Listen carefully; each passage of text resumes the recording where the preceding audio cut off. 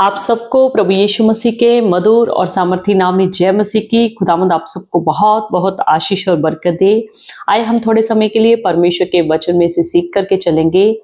खुदावंद के प्यारे बच्चों, जब हम मसीह को कबूल कर लेते हैं, मसीह के हम भक्त बन जाते हैं, मसीह के ऊपर हम अपना विश्वास करने लग जाते हैं, तो कई बार शैतान हमें बीमारी में डाल सकता है। कई बार जो है शैतान हमें परेशानी में डाल सकता है।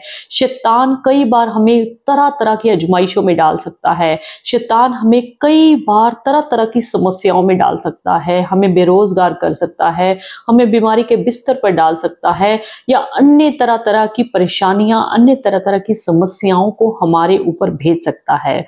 पर याद रखें, अगर आप उस समय परमेश्वर के वचन पर खड़े रहे, अड़े रहे, परमेश्वर पर अपना पक्का ईमान बना के रखेंगे, पक्का विश्वास बना के रखेंगे, तो परमेश्वर आपको उन सारी परिस्थितियों में से निकालकर आपको ऊंचे स्थानों पर बिठाएगा। हालेलुया।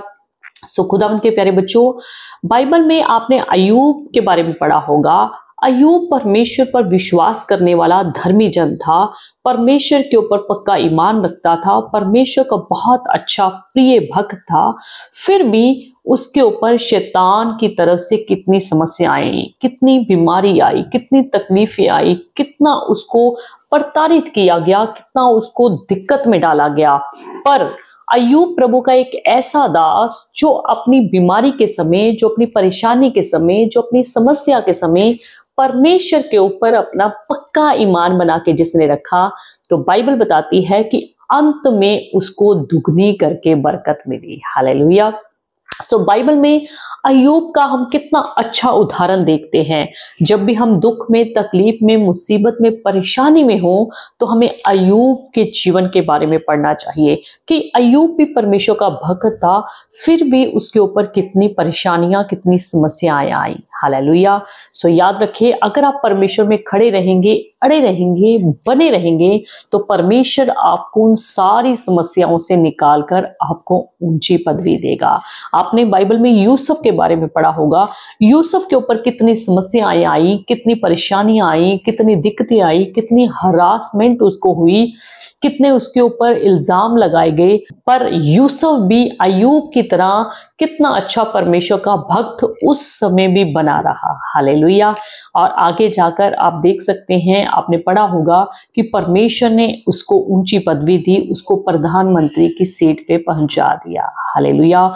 बाइबल में अगर हम यशाया 54 अध्याय उसकी 17 आयत में पढ़ें, तो देखिए बाइबल हमें क्या बताती है। जितने हथियार तेरी हानि के लिए बनाए जाएं, उनमें से कोई सफल ना होगा, और जितने लोग मुद्दई होकर तुझ पर नालिश करें, उन सबों से तू जीत जाएगा। यहोवा के दासों का यही भाग होगा, और वे मेरे कारण धर्मी ठहरेंगे। यहोवा की यही वाणी है। हालेलुया।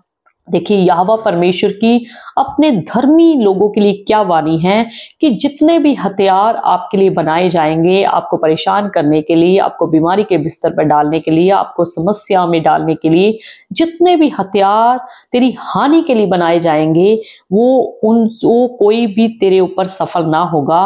वो सब से तू क्या हो जाएगा? जीत प्राप्त करेगा। कब जीत प्राप्त करेंगे? जब हम परमेश्वर के ऊपर पक्का ईमान बना के रखेंगे, परमेश्वर के वचन पर हर समय, हर परिस्थिति में खड़े रहेंगे, अड़े रहेंगे, बने रहेंगे। हालेलुया। जैसी भी परिस्थिति हो, जैसी भी समस्या हो, परमेश्वर के इन दासों को देखते हुए, परमेश्वर के इन दासों को याद करते हुए, अपनी समस्याओं के दिनों में भी परमेश्वर के ऊपर निर्भर होकर रहें, परमेश्वर के ऊपर भरोसा बना के रखें, परमेश्वर के वचन पर अड़े रहें, खड़े रहें, तो निश्चय जीत एक दिन आपकी होगी। निश्चय एक दिन परमेश्वर आपको उन सारी परिस्थितियों से बाहर निकालकर आपको ऊंचे दर्जे पर पहुंचाएगा। हालेलुया। खुदावन आप सबको इस छोटे से वचन के द्वारा आशीष दे, तसल्ली दे, शांति दे, और आप सब जन खुदावंत के नाम में दिन प्रतिदिन बढ़ते ही बढ़ते चले जाएं। हालेलुया। परमेश्वर की आशीष हमेशा हमेशा तक आपके ऊपर बनी रहे। खुदावंद यीशु मसीह के पवित्र और सामर्थी नाम में आप सबों को जय मसीह की।